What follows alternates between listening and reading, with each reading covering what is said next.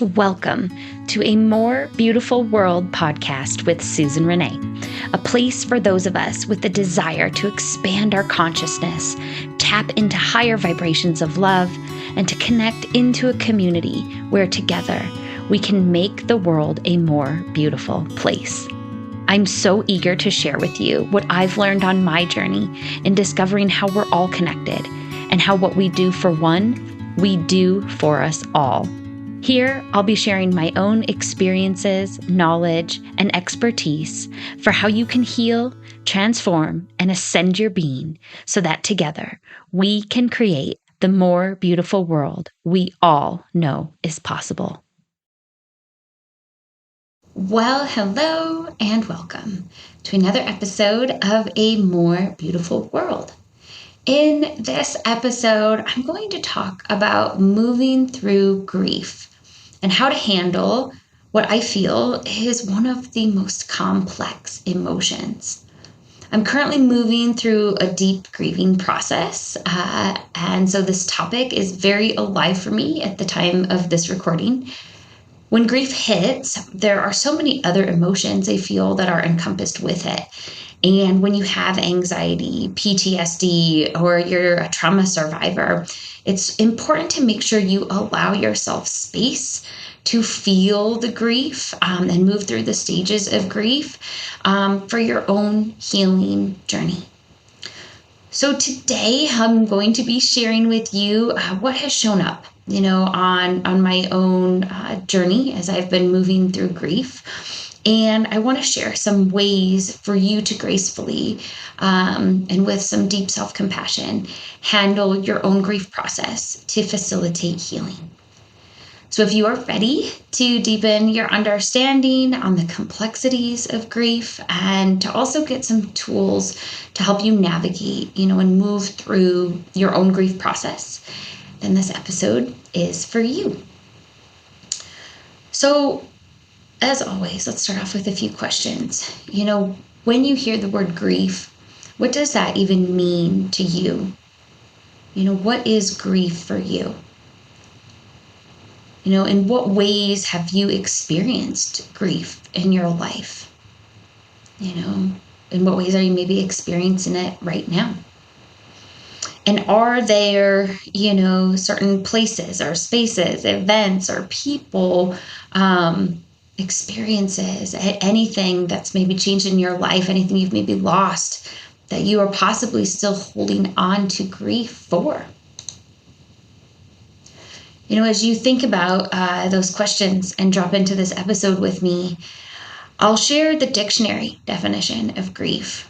And the dictionary defines grief as keen mental suffering or distress over affliction or loss, a sharp sorrow, or a painful regret.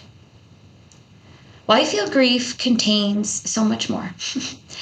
And this podcast, I will say, is almost being recorded selfishly to help me process the deep grief that I am moving through right now. And as I have experienced much grief in my life, I'd really argue that grief is a compilation of many emotions, which is why I feel it's just one of the most complex of the emotions. And I feel grief includes things like sadness, love, joy, gratitude, despair, loneliness, fear, discomfort, pain. I don't feel like grief is just one thing. It's this body of emotions. And I think that's why there is a grief process, because these waves of emotions come at different times. And they can cycle and circle and we can have all different things as we go through a grief process. But aside from the complexity of emotions, I'd also say that I feel grief can really show up in many different forms. A lot of us experience grief as the loss of a loved one, maybe someone who passes, who dies, transitions to the other side, right? Could be a family member, could be a dear friend. But grief can also show up as the loss of a relationship, the loss of a lifestyle, the loss of a job, and even the loss or the death of the old self, right? As you're growing and healing and working on your own transformation journey, right? Grief can be experienced as we, have a death of old self or parts of you that maybe you're letting go of, that no longer serve you. Grief can even show up there. So in this episode, I'm going to share again why this is so present for me. I want to kind of take you through what this last week and few days of my journey has looked like, to give you some context, and also to share with you, just honestly and vulnerably how I've been processing and how I've been moving through, in hopes that it will help you. If grief is present for you right now, if you need to process some old grief, or if grief shows up in your future. So I'm going to kind of start with that story, and then and share with you what this last week has really looked like and felt like for me. And then I want to kind of leave you with some ways, right, to handle this complex emotion that we call grief, and what you can do, when it shows up, if it shows up for you. Probably more likely when it shows up rather than if. And we'll kind of end there for today. So a bit heavier emotionally of one of my podcasts, though I appreciate you being here with me and going through, the grief process and the grief journey. So I'm going to start with why this is so present for me. And I will in advance thank you for understanding if I break down into some tears. It's been a very tear-filled week. So just over a week ago, about 12 days ago now, I was getting ready for my third retreat weekend, sitting with grandmother ayahuasca. And oh boy, the ceremony preparation was bringing up a lot of shit for me, a lot of shit that was coming up for clearing, a lot of shit that needed to be dealt with. Anytime we say yes to a plant medicine journey, that is when the journey begins. So preparation is a big part of that process. And I will be sharing a lot more about the ayahuasca retreat, about the ceremony prep, the experience, the integration, because I am in integration right now. That'll be in coming episodes, so stay tuned for those. But for, what's applicable to this episode is during my ceremony prep work, this theme of grief came up.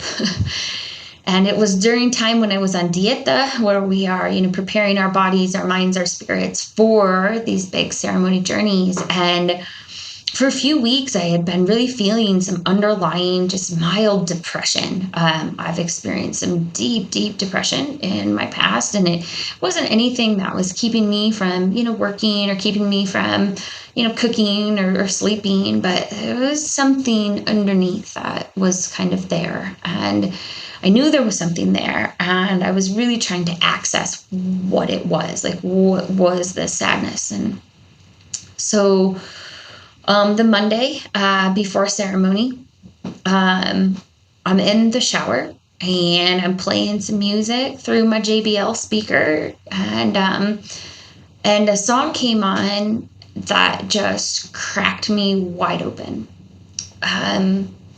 And just this deep chasm of grief and sadness opened up in my heart.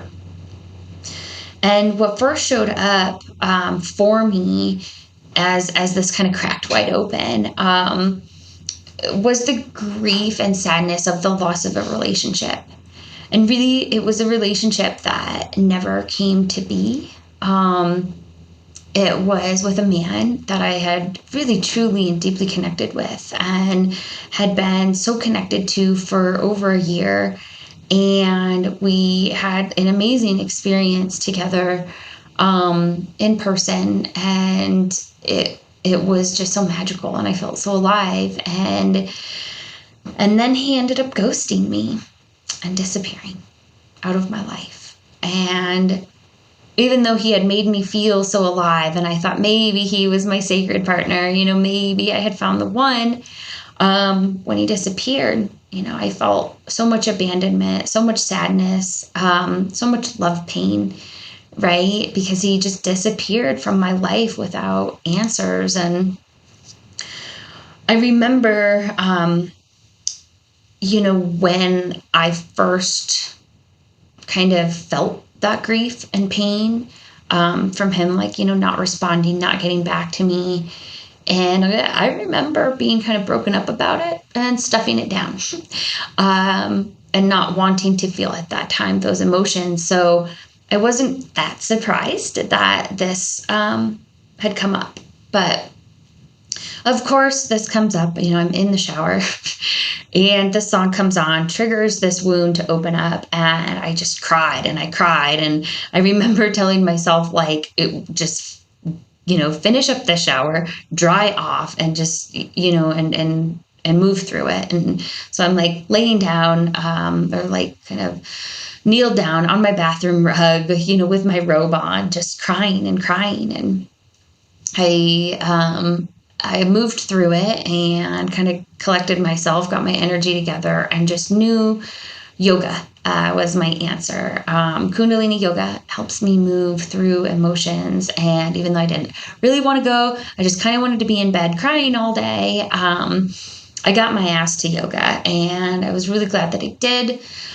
My dear family, my tribe at yoga held some beautiful space for me and gave me, some beautiful reflection. But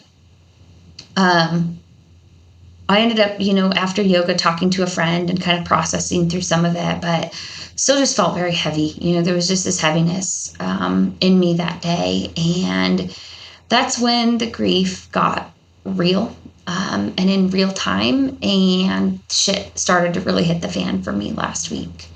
So at this point, I'm back home, and I am trying to get ready to pack to leave for my plant medicine retreat.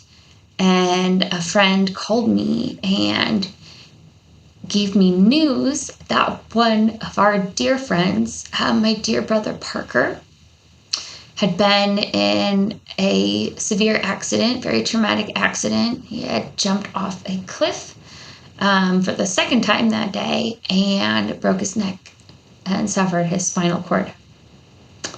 His prognosis was very bleak. And as soon as I got that news, I just was brought right to my knees. And already I was in this grieving process. Already I had this chasm of grief and trauma, moving through me. And then that happened. And I fell apart. But even with the bleak prognosis, I know magic is possible in this world and healing is possible. And I just began to pray at that point. And I prayed and was just holding the vision of his spine, healing, and him being able to come off life support, and just having one of those like magical stories of healing, because Parker was and is a very magical human. So it was really hard to get through the next day of travel. My dear friend was connected to some people in Austin where Parker was and was giving me updates. And I just continued to pray. I'm like trying to get through travel, trying to get to my medicine retreat. And I just kept praying. But sadly, almost 24 hours after receiving the news of his accident, I received the news of his passing. And he didn't make it. And this really triggered a lot of PTSD for me, because I had I did lose my best friend Lily in a terribly traumatic car accident on my 18th birthday. Half my life ago now, but still with me. And I was young when it happened, and I wasn't really able to process it. But boy, this experience really hit on that trauma wound, that pain, that grief that I'm sure now I never really processed. So there I was in Phoenix, deep in grief, just getting this news of my friend Parker passing. getting this trigger and PTSD from my friend passing. And honestly, I was just in shock. I think that's one of the first things that happens when we experience a traumatic loss, is shock, right? And kind of that fight or flight or freeze mechanism kicks in. I was pretty much in the freeze place of that response. But luckily, at this point, I was in Phoenix. And luckily, the next day, I had planned to go to Sedona. When I originally had carved out my schedule to be in Sedona on that Wednesday, it was, to do some ceremony prep work and, to soak up some good, vibes of the red rocks and the beautiful magical energy Sedona holds. But this day was going to be a day to process some grief. And I was super fortunate that on my way up, I connected to one of my dear spiritual mentors, one of my dear tribe sisters, and she has processed a lot of grief in her life. She has lost so many loved ones, and I knew she is exactly who I needed to talk to. And she guided me, was called to guide me to get down on the red rocks. I was going down to the base of Cathedral Rock at the creek, which is a vortex site. It's a feminine energy there, very healing, very nurturing. And she guided me to just really get my heart as close to the rocks as possible and to perform a little ceremony, and ritual for Parker that had just passed. And so as I got there, I kind of just fell into what I was called, and I gathered some pine cones and some acorns and some branches of cedar, and I had my Palo Santo with me and my sage and some of my crystals, and I kind of just got into my body, into my heart, and I did some earthing into Mother Earth, and I asked, I was praying, for her to transmute my pain. And so as I was called to it, I set up an altar, a little altar made with my little nature items and some of my crystals. And I did a little hape ceremony with some mapacho, some sacred tobacco for Parker. And I also called in Lily and her spirit, which I hadn't connected to her in a while.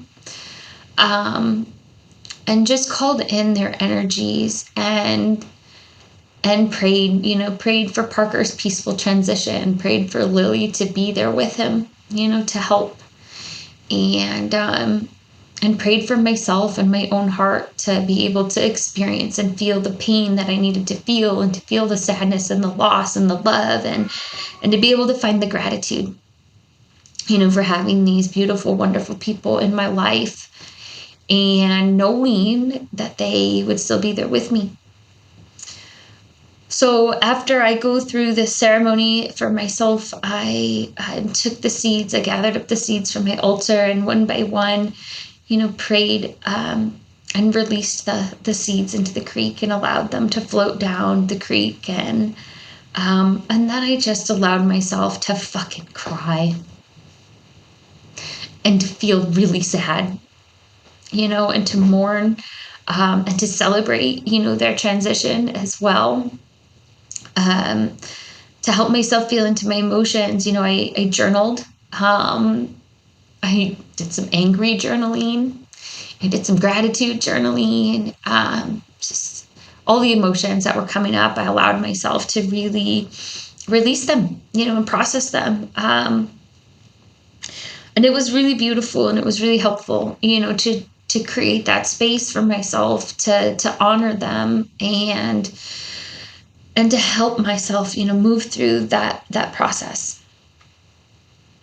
And as I continue to navigate the day, I could spend multiple episodes telling you all of what I did on that day. But as I moved through the day, I kept having waves of tears and sadness pop up, and all these mixed emotions, right? There's joy, there's gratitude, there's pain, there's loss, there's sadness, there's fear. All of these emotions kept coming up in the name of grief. And As I drove home that day, I sang a lot of songs that really helped me feel into the grief. And I saw two rainbows on the drive, and I had seen two rainbows the day before in Phoenix as well, which not quite monsoon season in October in Arizona, but fucking rainbows everywhere. And, these were my signs from Parker. I feel like letting me know he was okay. And I had another beautiful couple of signs with some butterflies down at the creek, and during my Wachuma retreat, which I still need to record some podcasts about. I will talk more about the butterfly experience I had with Parker, but we had this transcendental, ineffable moment with this butterfly as we sat out in a sacred grove, and now every time, there is a butterfly hanging around me. Before Parker even passed, I'd always think of him. And so to have that on my day in Sedona was really beautiful, and, really brought me back to one of the most magical moments of my life that I got to experience with him. So there were signs everywhere, and it was beautiful, and it was challenging, and it was a lot. And again, I could go on and on about my own process. And I will. When I record my episodes about my ayahuasca retreat, I will definitely have more to say on my own process of grief. Though I want to end this episode with what I hope will be helpful tools for you, to move through grief when it shows up, or to use some of these tools to process old grief, that still may be hanging around. Or maybe you're moving through grief right now, and this episode is finding you in divine timing, and will help you process. So the question is, right, how do you move through grief? And as I was feeling into this episode, I honestly don't believe at all that there is one answer, right, that everyone can go to during a grief process. It's just like a healing journey, and healing the physical body. There's not one answer that supports everyone. And so when we're going through an emotional journey, a journey of healing our emotions in this grief process, it's definitely a journey, right? It is a process, and it's very unique to the individual. Though I want to share and kind of compile all the things that helped me move through.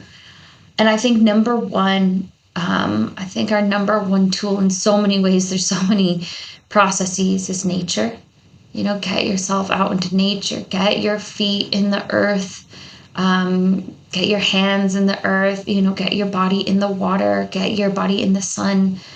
Pachamama, our beautiful earth mother, she will help you transmute the pain. She will help hold space for you to process the emotions that are showing up, be them anger, grief, sadness, right? Fear. She will help transmute them into higher vibrations. So for me, nature is everything when processing. And so I think it's one of the utmost importance for a grief process. I'd also invite you to, create a ceremony, right, to honor the loss in whatever you're grieving, if it's the relationship, if it's, the death of a loved one, if it's a job, if it's a lifestyle. I think it's so important to be able to, do some sort of ritual, some sort of ceremony to honor that. And in nature, again, I was called to gather, these seeds and these pine cones and just things that were naturally around in my space. Maybe you gather flowers or rocks, little crystals you find in nature. And you can bury them, you can release seeds into the wind. You can scatter things on the earth. I think, there's so much you can do to create a ceremony, to honor the loss.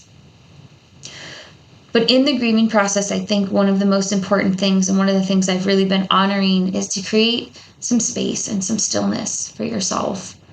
It's very difficult to move through grief and all the emotions and the complexities that it brings up when you're busy and when you're having to, tend to kids or animals or work or, doctor's appointments.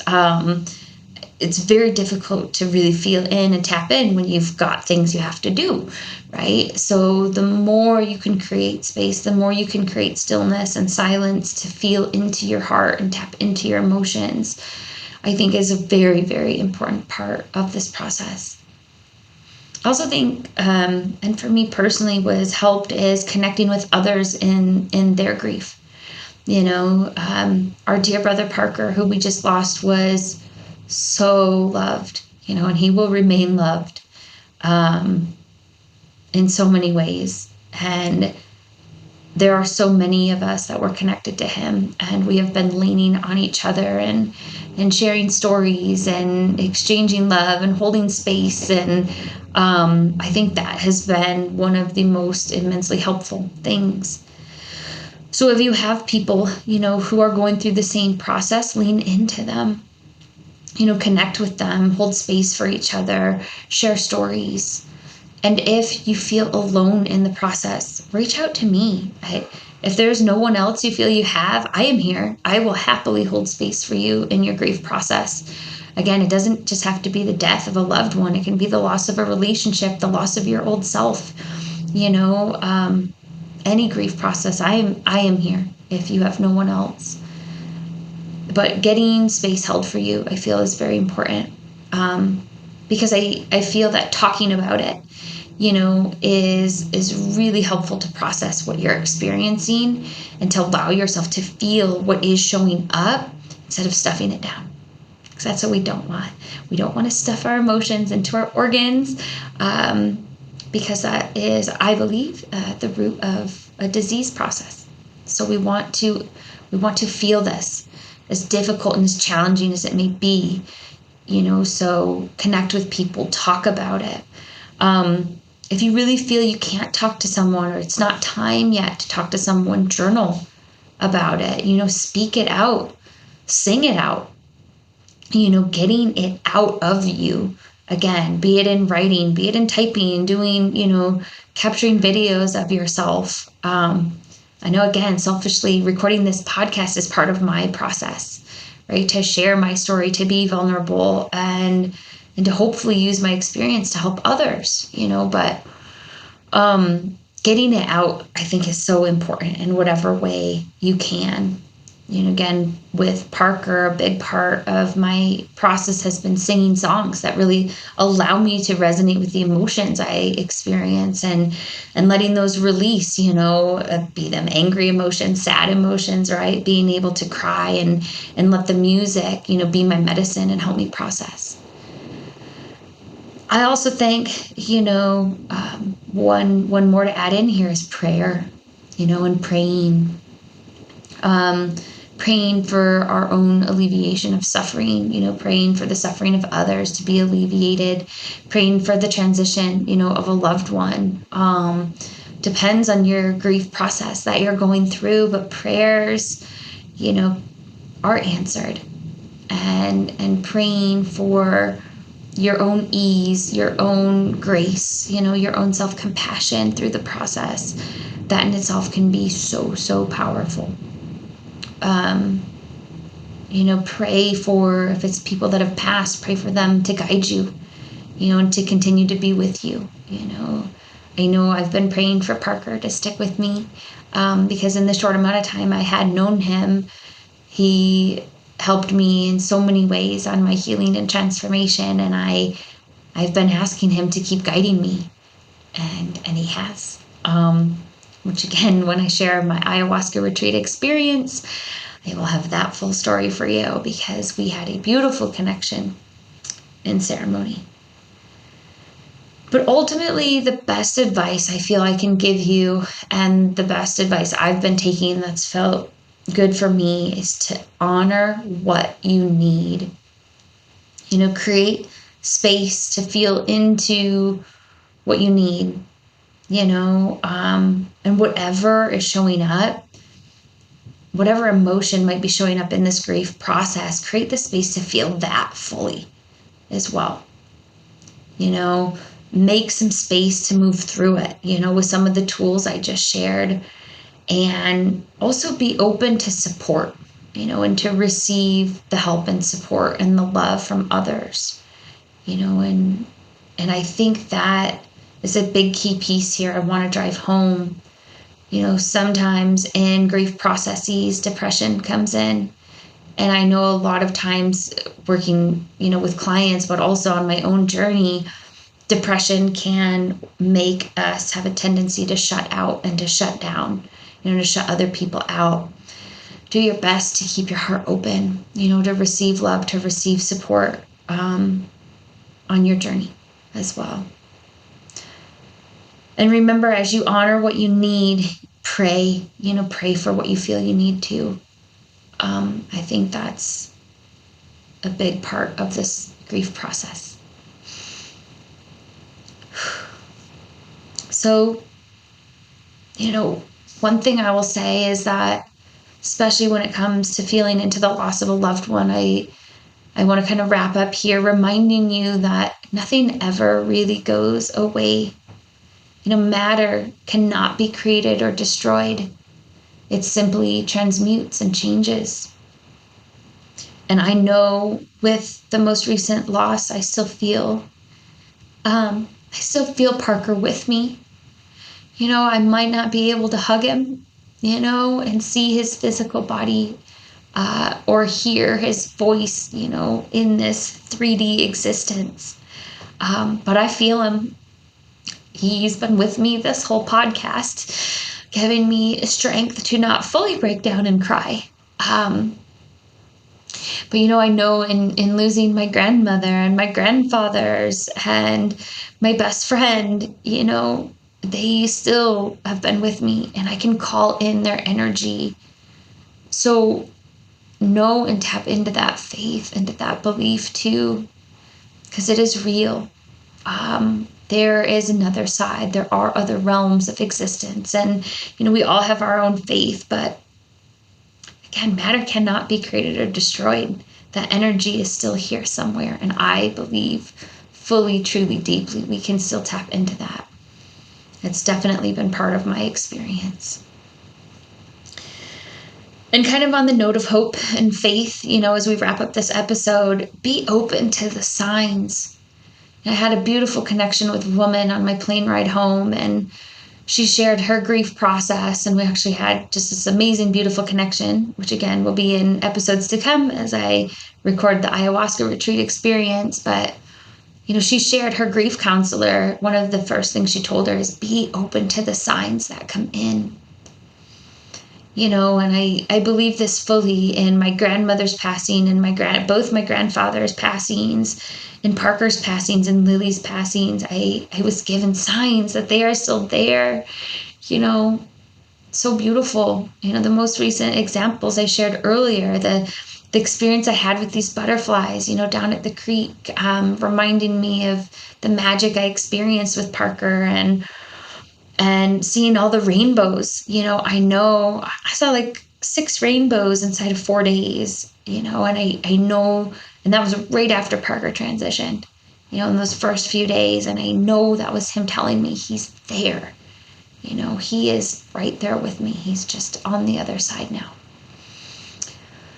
So, I've had my own stories, and I've heard dozens of stories, my family members, my aunts, my uncles, my cousins, have had so many stories. My friends have had so many stories of connecting with the other side. So make sure you are open to those signs as well, as you go through your grief process. And with all of this, I trust, that you will have trust in your own process and honor what you need for your journey, as you move through grief.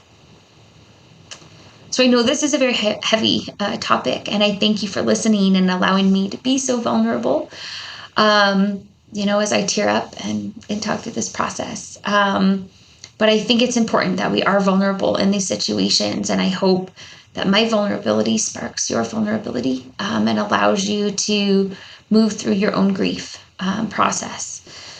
So let me just recap quickly as we finish up today. Remember, grief is complex.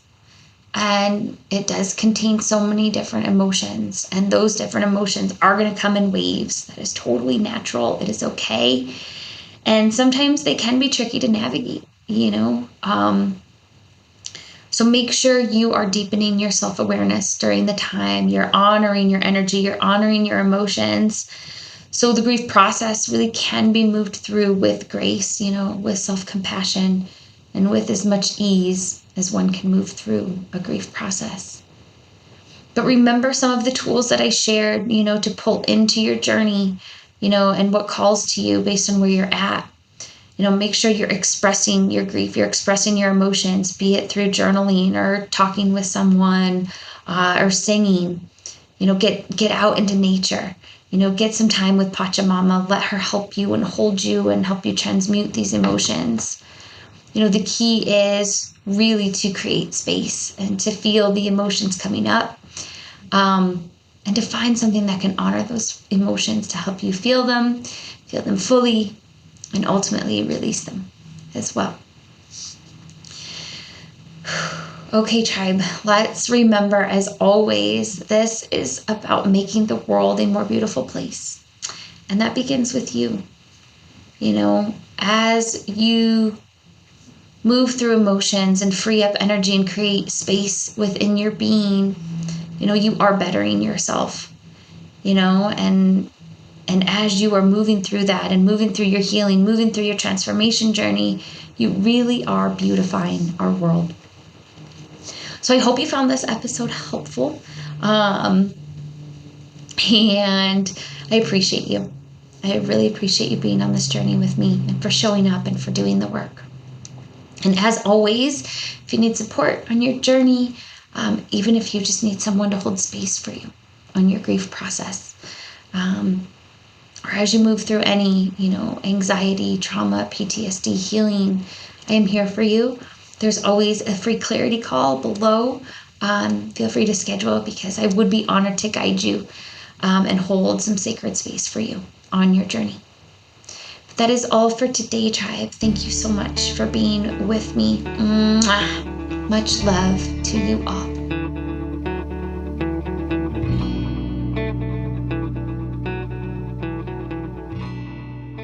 Hey tribe, thank you so much for watching. If you liked this podcast, make sure to like the video below and then click subscribe so you never miss an episode. And remember, I've got lots of free resources available to you to support your healing, transformation, and ascension, so you can help in making this a more beautiful world for us all. Make sure you check them out in the description below. Thanks again for tuning in, tribe. And until next time, much love to you all.